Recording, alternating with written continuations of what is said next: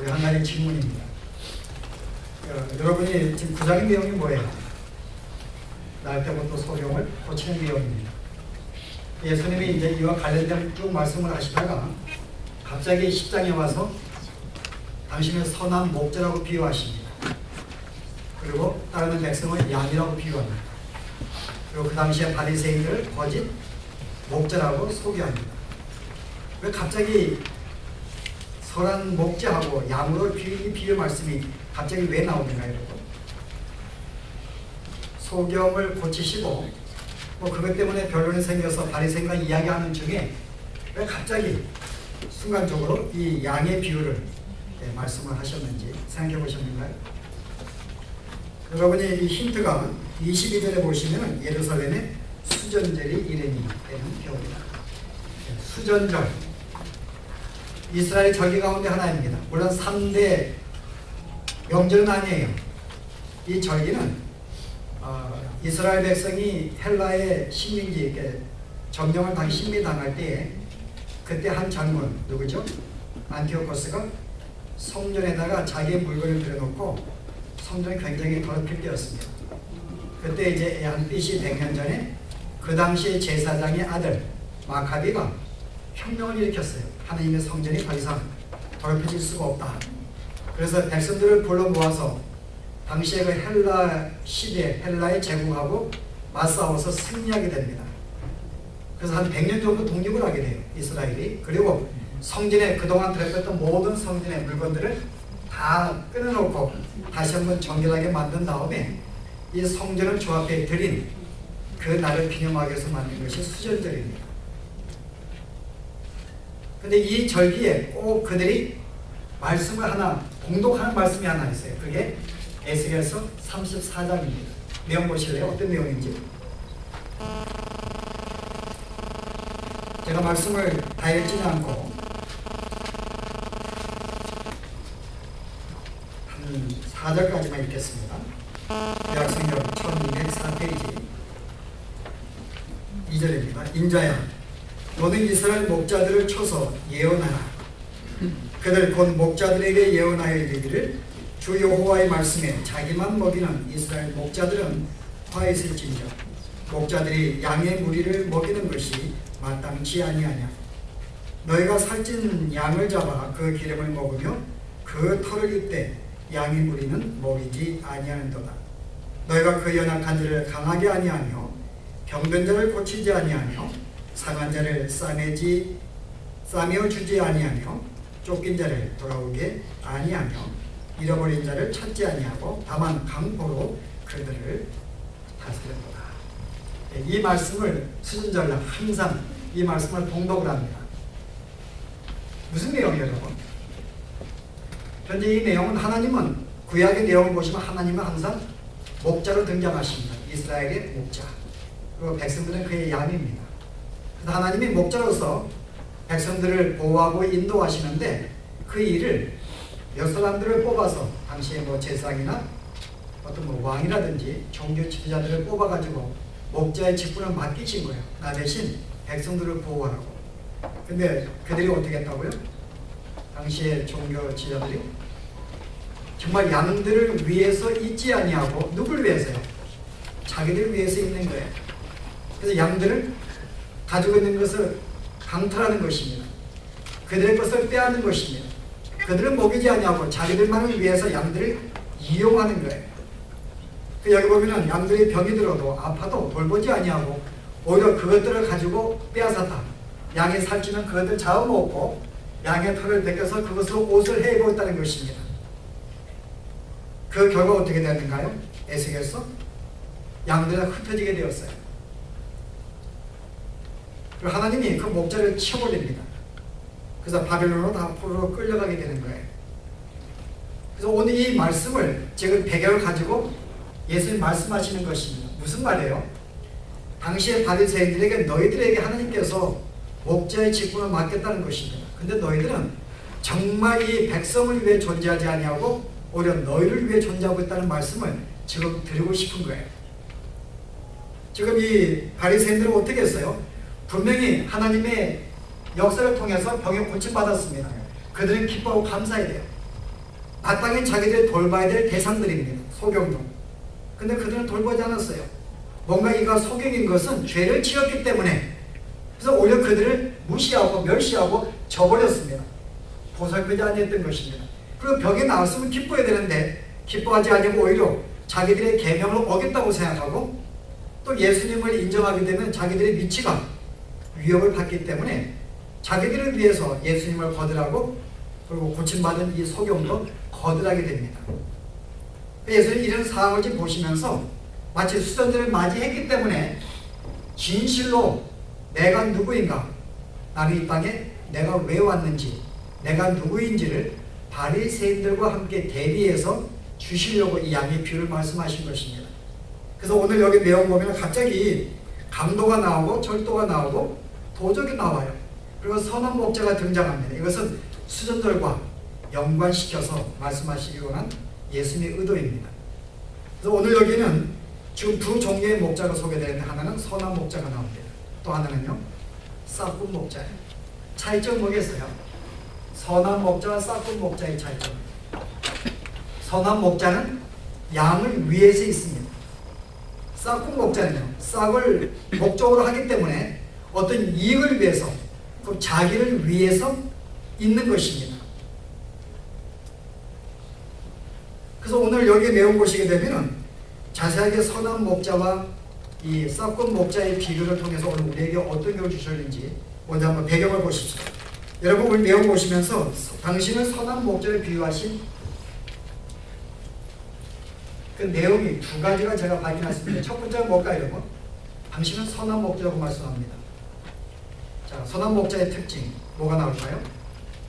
우리가 지난 시간 나눴는데요. 3절에 내가 양의 이름을 알고 그 이름을 불러서 양들을 불러낸다고 말합니다. 그럼 무슨 말이에요?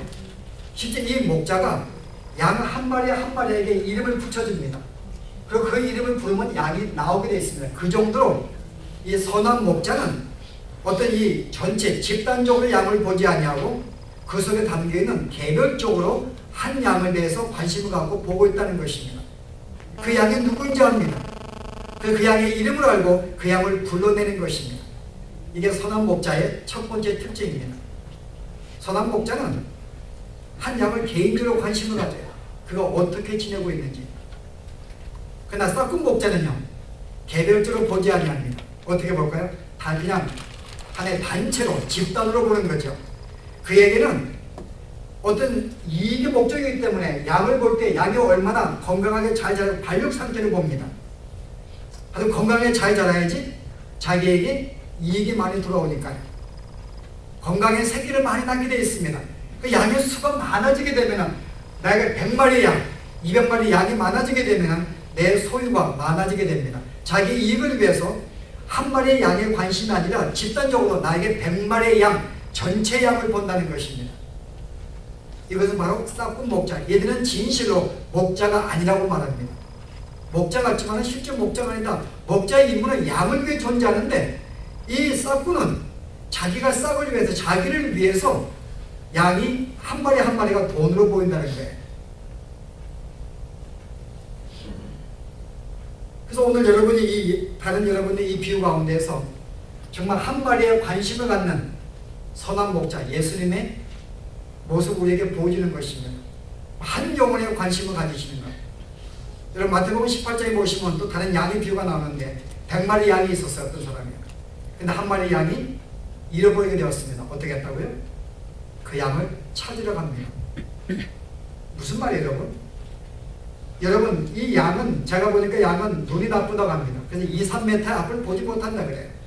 그래서 앞에 있는 양을 보고 따라간다고 합니다. 그래서 양은 쉽게 자기의 길을 잘 잊어버려요. 앞에 양을 잊어버리면 눈이 안 보이기 때문에 항상 제갈길로 가는 게 양의 특성입니다.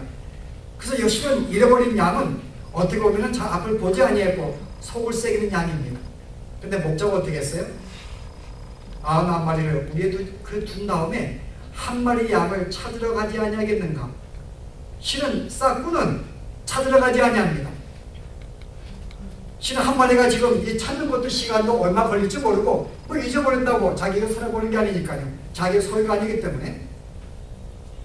또 또 찾다가 짐승을 만나게 되는 위협을 만나니까는 별로 신경을 안 씁니다. 그러나 목자는 그 한 마리 양이 혹시나 헤매지 아니할까, 다치지 아니할까, 그 한 마리 양이 신경이 쓰이는 거예요. 실은 문제 양입니다. 근데 신경이 쓰이는 거예요. 여러분이 실감할지 모르겠는데 혹시 여러분 가운데서 한 성도를 뭐 예수를 안 믿는 분이든지 교회 안 나오시는 분들은 정말 교회를 인도하기 위해서 여러분이 한 달, 두 달, 세 달 동안 신경을 썼다 하십시오. 뭐 이렇게 맛있는 반찬 내드리고 기도도 하고 가수들의 집에 초대해서 함께 또 교제하기도 하고 하여간 뭔가 그거 필요한 것을 계속 공급해주고 차도로 해대해주고. 근데 주일만 되면은 반짝하게 교회 갈 생각 안 하는 거예요. 자기 할 일을 뭐 다른 거 한다고 뭐 별로 중요하지 않는 것 같은데 여러분 그럴 때의 심정 혹시 경험하신 분들이 있어요? 분명히 오늘 교회 나오는 약속했는데 갑자기 내일 갑자기 뭐 어디 친구가 왔다고 교회 안 나와버립니다. 그럼 어때요 여러분? 경험하신 분들만 답변해 보실래요? 너무 마음이 속상한 거예요. 아니 난 그렇게 내가 너를 위해서 내가 몇 달간 내 모든 시간과 정성을 바쳤는데 어찌 자기는 철저하게 자기밖에 아니할까? 한번 교회 나올 수 있는데 라고 인간적인 생각에 섭한 마음을 들 수가 있습니다.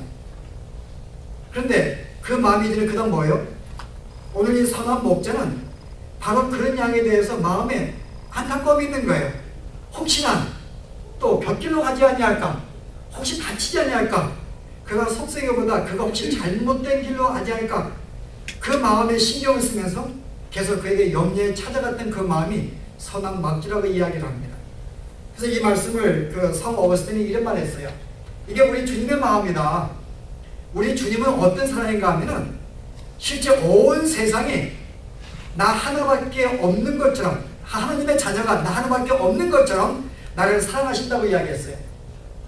그 정도로 우리는 사랑이 크다고 말하고 있습니다. 여러분 그렇지 않아요? 실제 이 말씀을 조금 더 우리가 해석해 보면은 마치 이 땅에 구원받은 백성이 한 명밖에 없다 할지라도요 우리 하나님은 당신의 아들을 보내어서 그 한 사람을 위해서 십자가를 달리게 할 정도로 나를 사랑하신 하나님의 사랑, 이게 오늘 99마리 양을 두고 한 마리를 찾아가신 우리 하나님의 마음을 보는 것이 우리 하나님은 그런 마음이라는 거죠. 진짜 우리 하나님은 한 개인에게 관심을 씁니다. 이 사람이 어떻게 지내는지 어떻게 살고 있는지 그 영혼에 신경을 쓰고 온 마음에 거하겠다는 것입니다. 이런 마음은 선한 먹지라고 이야기합니다. 또 한 가지 특징이 뭐예요? 또 한 가지 특징, 양을 위해서 자기의 목숨을 버린다고 말합니다. 오늘 여기 앞에 보시게 되면 양을 불러모은 다음에 목자가 앞에 서서 양을 따라오게 만듭니다. 여러분 무슨 말이에요 여러분? 왜 양이 앞에서 갈까요? 선한 목자는 앞에 서서 나갑니다. 양을 따라오게 만듭니다. 그러나 싹군 목자들은 결코 앞서가지 아니합니다. 그 이유가 뭘까요? 앞서가다가 위험한 사대나 곰을 만나게 되면 제일 먼저 목자가 위험을 당할 수가 있습니다. 그래서 생명 위협을 느끼고 싶지 않는 거예요. 그래서 가급적이면은 양의 눈이 나쁨에도 불구하고 양을 먼저 앞으로 내보냅니다. 그리고 자기는 뒤에 따라가는 거예요. 그리고 만약에 양이 어떤 사나운 짐승의 위협을 당하면은 즉시 도망간다고 이야기합니다. 그게 싹군이에요. 싹군은 어떤 이익을 위해서 일하기 때문에 자기 생명과 내어놓지 않습니다. 그래서 양이 위험을 당해도 자기가 그 생명을 감수하면서까지 양을 보호하지 않습니다. 오히려 도망간다는 것입니다.